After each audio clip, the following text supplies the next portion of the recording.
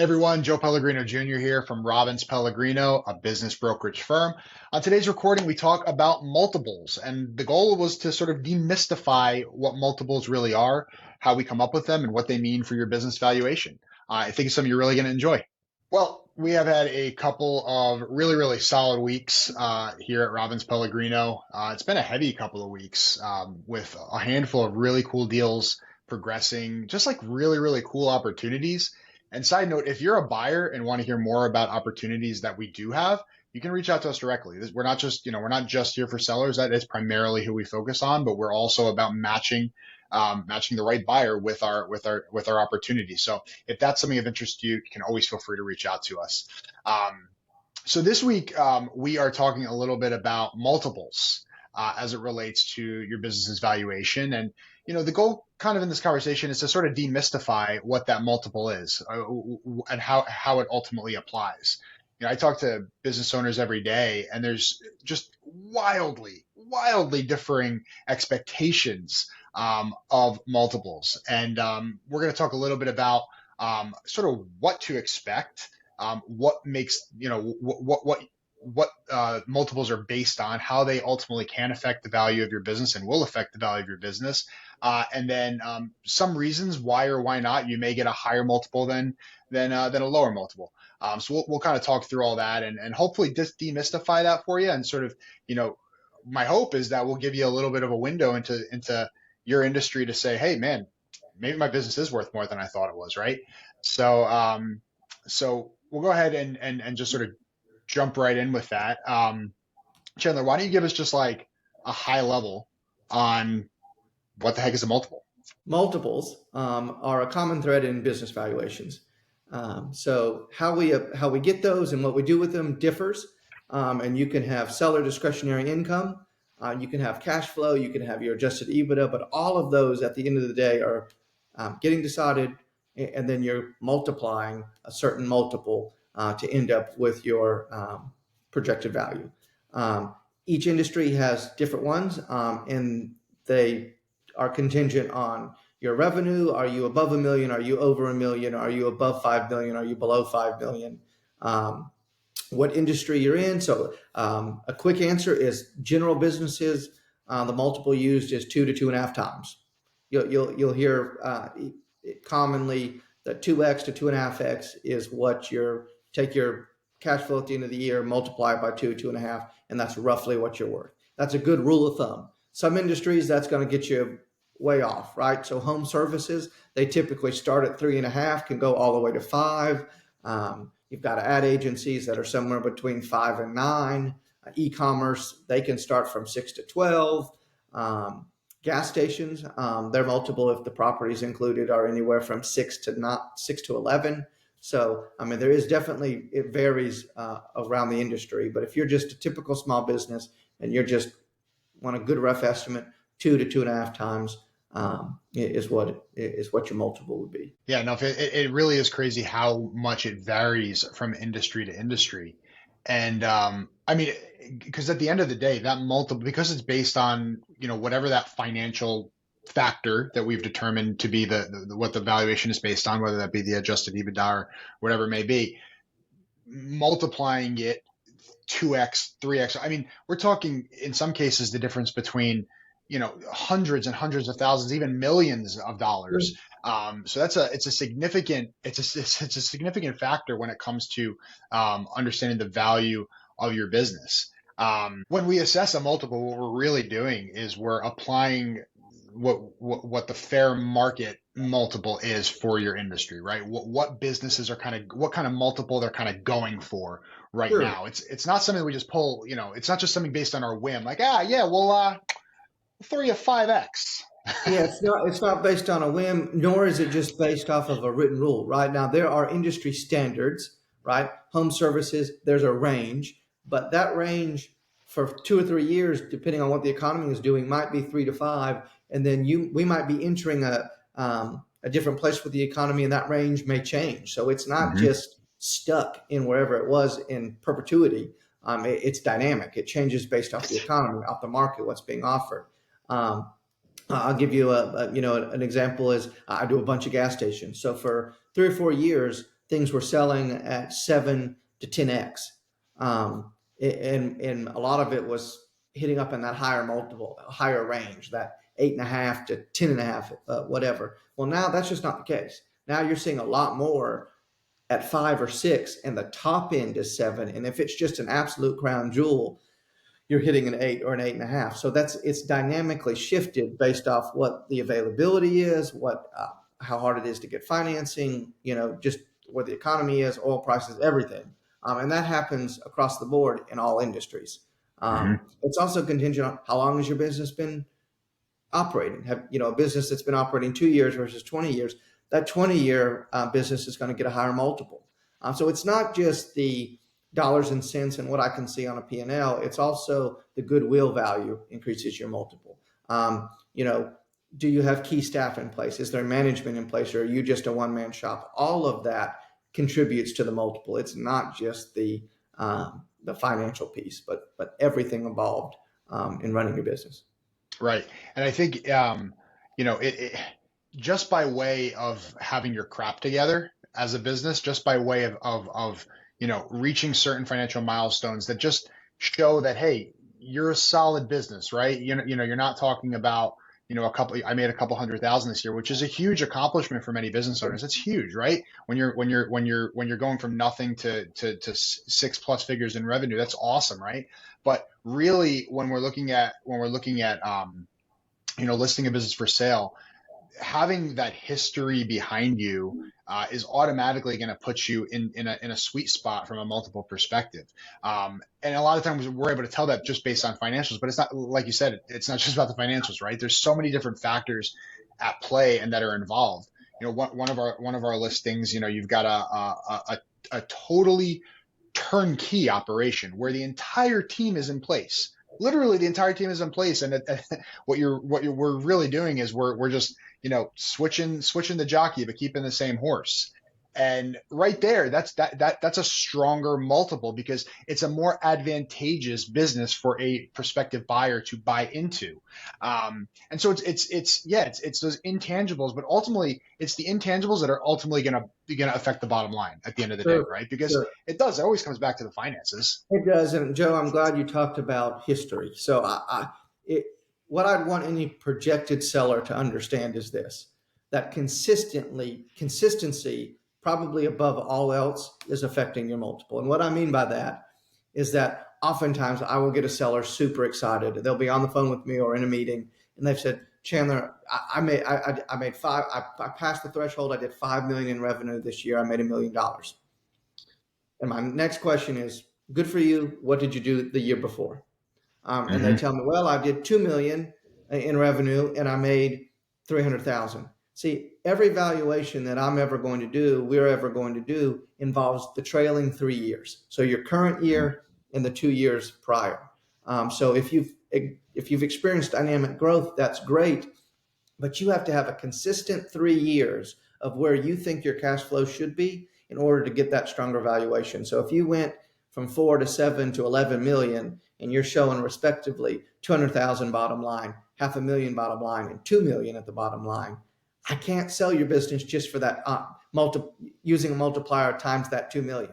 I've got to take an average of those 3 years. So consistency. So if you're looking at selling and you've just experienced some growth, it may be needed that you need to finish 2024, or that we may Hmm. need to start having those conversations, but you're not ready to list quite till the end of Q4, because you've got to have at least 2 years on the higher side to affect that Hmm. multiple, because you will leave dollars on the table selling now versus later if you've experienced growth and you don't give yourself enough time to catch up with your growth.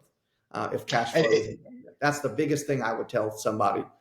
Um, Well, and you said we wouldn't do a valuation that didn't take the trailing 3 years into account. But the reason that's not just because that's how we do things. That's because that is yeah, what buyers are looking for, yeah. right? The That's what right. industry lender, that's how the lenders look at things. So we do a lot of our valuations based off how buyers will look at it, how lenders would look at it, how everybody looks at it, so that we're all on the same playing field, right? So that I'm not trying to compare apples to oranges. Right. We've all got to be on the same page. But yeah, if you went to 12 brokers, there's going to be a lot of different things that we do differently. The one thing we're all going to do the same is we're going to take your last 3 years P&Ls and we're going to give you a valuation based on that. Anyone Mhm. who doesn't, you should just move on to the next. That's some free advice. 100%, 100%. It's funny how the ultimate adjusted EBITDA and the multiple really kind of supercharge each other, right? Because if you're if your history isn't really lining up, right, and you've got, scaled growth, but not a whole lot of consistency, that's going to affect your multiple. So not only is your adjusted EBITDA ultimately lower, but also your multiple is probably lower. But if you've got that consistency, that greater revenue, greater bottom line across, several years, now not only do you have a better number to multiply, but the multiplier that we're going to attach to it is going to be a little bit better, right? So they supercharge each other from that perspective. Oh yeah, I mean you don't want a business that does 20 million, and you only made 200,000 off of it, and I can give you a 6 multiplier, great. Where you should be making 5 million off of it, and I can Hmm. multiply. 6 times 5 and 6 times 200,000 is a lot different. Um, so Yeah. no, you're absolutely. We're trying to gain as much from the adjusted EBITDA, that cash flow, your net profit that we can get, versus also trying to raise that multiple as high as we can and able to give you the best valuation we can. But we are Yep. limited by that, by what you've done on your revenue and what you've done, what your adjusted EBITDA is, and everything. So yeah, they're just so intertwined that it's Hmm. not often that I find a high adjusted EBITDA in a low multiple. That's Yeah. I mean, some industries are that way. Now, don't get me wrong. You can have a fantastic restaurant all day long. They're just always going to have a little bit lower multiple than some other industries. So they are very industry specific, even when you hit scale. But even then, once you hit a certain level, that can grow as well inside of that industry. So you're not pigeonholed. Yeah. Don't hear, oh, I'm only going to get a 2x. Well, no, there's some things you can do to make sure you're either at that minimum level or can exceed that. So, And again, some of those things specifically are. well, you said it earlier, just make sure your stuff is together, right? So make sure that you have a full set of books. You're taking an actual set of books. Um, I always tell my sellers, if you're looking to sell, then make sure that you're taking a salary, not owner draws, right? Because that shows up on the P&L. I can add that back. And that's Um, a big one that's been showing up recently with a lot of the opportunities we've been talking with going to show up is, man, every day, all day is what it's going to show up, because I'm very yep. aware that to run a business, it's good to take a draw. To sell a business, it's Hmm. bad. It's just that simple. But other Yep. things you can do is you can obviously, if you're close to a threshold, and what I mean by that, revenue threshold, if you're sitting at 800,000 or you're sitting at 4.8 million, and you need to be able to go from 800 to a million, or 4.8 to 5, get there, right? Because once Hmm. you pass the 5, or once you pass a million, if you're sitting at 1,000,004 and you're close to 1,000,005, if you're at 1,000,008, if you can round up to the next million, you need to go ahead and do the work, adjust what you can, because that's going to affect your multiple too. Yeah. There's a certain level of size. If you can go from what would be considered mom and pop to a little bit higher on the revenue scale, that's going to affect that. That's probably the easiest thing that someone could do right here, right now. They're okay, Hmm. Chandler, I'm at 1,000,007. Well, work really hard to get over 2 million, and you're going to see just a little bit bump. And it may be a half a point, but a half a point, it can be sometimes the difference between, I've worked the deal where that's been 20,000, and I have worked a deal where that was 17 million, right? So it's just very, you want to do that work. It's worth it. 100%. And yeah, like you said, we when it comes to applying that multiple, there's an industry standard that every good broker is ultimately going to follow.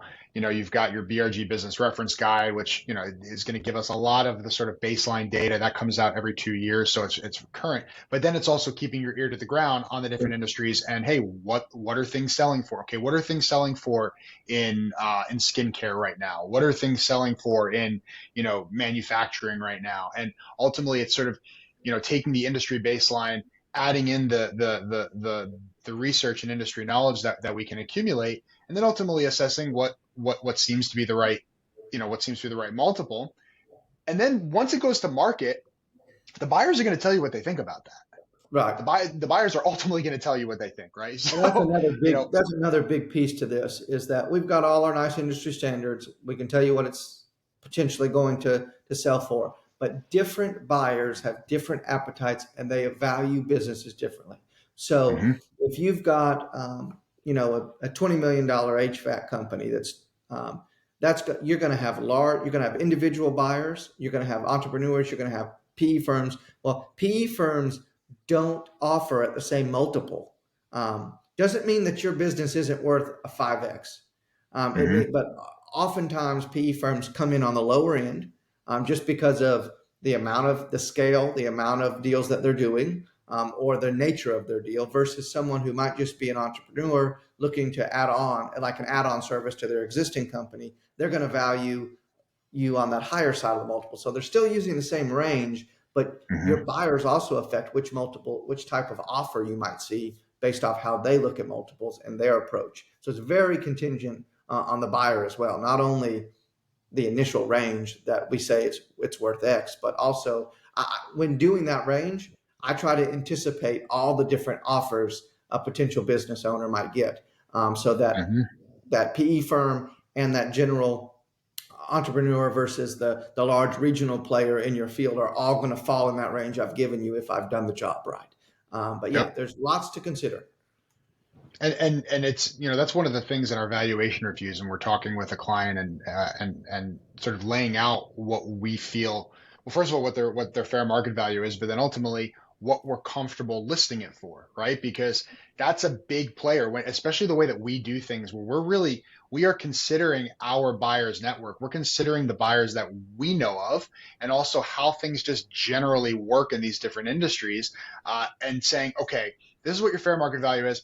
I'd be comfortable listing it at this. And sometimes it's more than the fair market value. Sometimes it's right at it. Sometimes it might even be a little bit less, right? But it's really about, I mean, there's just so many variables and so many factors that you as a business owner can't, I mean, you can't possibly anticipate, right? And so, getting in front of us and kind of having that conversation is really, really important because on one hand, you may be worth more than you ever thought, which is what we say a lot in our marketing, right?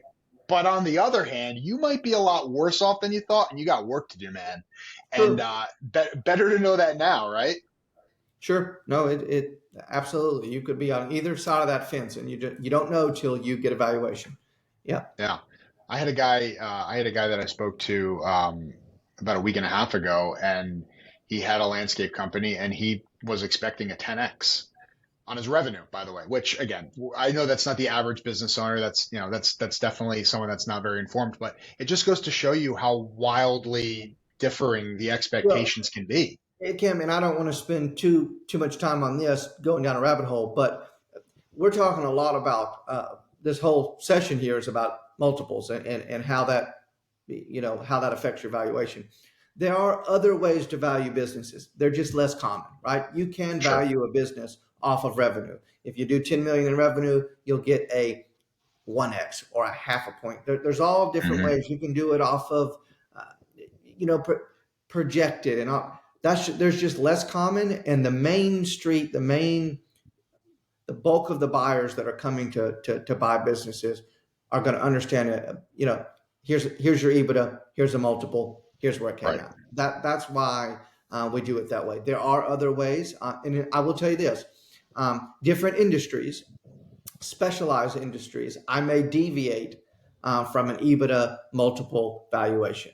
Um, there Hmm. are there are other approaches that you can, but are very specific to certain industries. So that's not something that I would cloudy the water here today with. But that would be one of my first conversations I would have if you fell into that industry was, hey, here's kind of a ballpark, but if we do it this way to achieve what you're looking for, we might do it this way as well. But it just Yeah. the most common way of doing it is taking your cash flow, adjusted EBITDA, SDE, and multiplying that, which is why we spent most of our time today talking about that. But do Yeah. want you to be aware that there are other ways to value a business. They're just less common. Right. Can you just for the kids in the back, can you just define SDE for us? Sure, seller discretionary earnings, net profit. It's essentially what you have at the end of your profit and loss statement where it says income at the bottom. You're going to take that number, you're going to add back um, if you take a salary or anything like that, or some, non-business related expenses, and that's your Hmm. SDE. That is probably the Yeah. most common when we talk about multiples. That's the most common way is SDE plus, defined with a multiple. Here at Robbins Pellegrino, we have our threshold set a little bit higher in terms of our minimum uh, transaction volume is, in terms of we list businesses that typically have $1 million of EBITDA, or that would probably translate to about 750,000 of SDE, because that EBITDA and SDE are two different things. They account some with depreciation and interest and different things. So, but if you're a business that's doing $1 million or less, if you make $1 million or less in revenue, the easiest approach for you is to your SDE, your cash flow at the end of the year, and then a multiple. We don't even get into the EBITDA or trying to do something different. That's the bulk of a small business sold under $1 million to $500,000 is SDE is being used. As you go, if your business is doing about $1 million to $2 to $5 million in revenue, that's when you'll start seeing adjusted EBITDA being used, and then a Hmm. multiple. So it's really Hmm. based off where you are in your size of your business, not so much what you're Right. doing right or wrong. It's interesting that there's obviously going to be a different multiple applied based on that initial factor of how you're valuing your business, whether it's SDE, adjusted Sure, EBITDA, yeah. whatever it may There be. are typically larger um, multiples used on your SDE than your EBITDA. Hmm. And that's because you're getting credit and not getting credit for different things. That's Hmm. probably a conversation for a different day, but essentially SDE gives credit for one thing, EBITDA gives credit for another. That's why that multiple is a little bit different. But yes, Yeah. that's a very good point. They are different. They're not exactly the same. They're not one for one. Yeah. Yeah. Yeah. Well, I know, I'm sure that we have sort of stirred up a lot of questions for business owners that are maybe years off from being sold. And man, this is the time to be. It's always the time to be thinking about structuring yourself for sale, building your business ultimately to sell it, and thinking about these things. How can I? You might want to sell 3, 4, 5 years down the line. Okay, well, what can you do today to ensure that you're going to maximize your adjusted EBITDA, but ultimately your multiple, right? How are you going to get the best multiple when it comes time to sell? And I mean, there are. It's always about starting with the lowest hanging fruit, right? At the end of the day, when it comes to selling your business, the bottom line, that's what counts, right? That's what people largely care about in most industries, right? Um, you know, if you did $2 million in revenue this year, but you reported a loss, I'm less concerned about that $2 million in revenue, and I'm much more concerned about that loss. Now, just because you have a loss doesn't mean that we can't add back a bunch of stuff and get you somewhere to ultimately multiply value from. But it's all about the bottom line. So you as a business owner, just focusing in on that bottom line, take a couple of hits in certain things, like take a tax hit, put all of your salary into W-2, because that's going to go straight to the bottom line as an add back. Look at different, how can you expand your business, right? Like what are the easiest, again, low hanging fruit opportunities? How can you expand into a new territory? Do you need to bring on 1 or 2 new employees so you can take on more jobs? I mean, again, think about it. It's about thinking about growth, but not just unlimited extended growth, thinking about it from a milestone perspective. Okay, in 5 years, I would like to sell my business for X. Therefore, I need to do Y today. Um, Having that mentality is going to make all the difference. I can tell you that because we talk to business owners every day, like I said, every single day. And the amount of guys that I hear just a tinge of not regret, but like a man, if I would have known this years ago, I want to sell right now, but man, had I known this years ago, I'd be selling for much more right now. So it's all Yeah. about those actions that you take. And I think it's also understanding where you are in the life cycle of your business, Yes. because you're either going up or you're going down. Okay. There may be moments where you're plateauing and staying the same, but those are but for a season. That is atypical in the life of a business. You're either growing or you're going down, and it's just Hmm. much harder to sell on the downside of revenue as it is when it's climbing. In your peak, everyone wants to say, "Hey, when I reach my mountaintop, I'm going to sell." That is, you've almost made it too far if you get there and you're Hmm. just now thinking about selling. Right? You want You want gradual growth, and you want to be seeing the top of your mountain and exiting before you get there. Because uh, ultimately, between you, me, and the fence post, you want someone else to have it when they're on top of the mountain, because the only place to go from the top of the mountain is down. Now, down may take 20 years. You may make a lot of money on the down strike, but ultimately, you want to sell right before the top and let someone else have it for that latter half of the business cycle. And that's the other thing that affects the multiple, right? You're going to get a smaller multiple if your revenue and your income is going down versus if it's climbing. You're not hurt if it's status quo. If you are plateauing and you made 5 million last year and you made 5.2 the next year, you're in good shape. But that doesn't happen very often, right? Most of the time, you're going to see a drop. So that's also a very, very big thing in terms of your valuation and your multiple. Well, good stuff, man. Well, there's a lot of other stuff we could talk about that we could talk about tangentially to this, but I think, I hope what this conversation has done for anybody watching is sort of demystified what that multiple figure really means, what it can do, how it works, where it even comes from. I hope that's the case. And again, for those of you that are interested in selling your business, reach out. We'd love to value your business, particularly if you're doing at least $1 million in EBITDA. That's something that would, we'd be very, very happy to look at for you. We have a vast and strong buyers network of individuals, private equity firms, et cetera, that are looking for good opportunities. And if you have that good opportunity, if you feel like you're at that point where, man, I can see the top of the mountain, maybe now's a good time to jump off and let somebody else take my place, definitely want to talk with us, because we've got prospective buyers that are looking for opportunities like that. Well, thanks for listening. Thanks for your time. Absolutely. And Joe, I've got one more thing before we sign off here, is that I was on the phone with a client earlier today. We were talking about his valuation, and he was happy with it or whatever. We're sitting here, and this whole conversation, we've talked about multiples and how to get them higher and what to do and what not to do and how that affects our valuation. What I also want everyone to know is it's an art. It's much more of an art than it is a science, your business valuation. There are the key things that every broker, every CPA, anyone that's going to do a business valuation for you is going to do. They're going to look at the same numbers that I look at, your P&Ls, your EBITDA, the add backs, all that. That stays the same.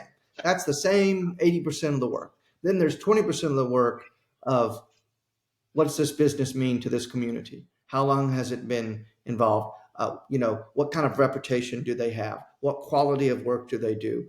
Is it a franchise? Is it a name brand? Is it a one generation, a two generation owner? All of that. And there's no magic book or industry standard to figure out that 20%. It's the art. And so therefore, I tell a lot of people that valuing a business is somewhat of an art, which is why you should have an expert, because I have valued a lot of businesses in my business time versus maybe you just looking at yours. And ultimately, I'm not pigeonholed or blinded by the fact that it's mine. I can look at it objectively, and it's just an art. So I would just say that with all of that conversation that we had about do's and don'ts and this number and that number, it's an art, my friends. So just come find out what your valuation is. Well stated, man. That was great. I love that. Good stuff. All right. Well, guys, thank you for listening. Really appreciative of that, and we'll see you next time.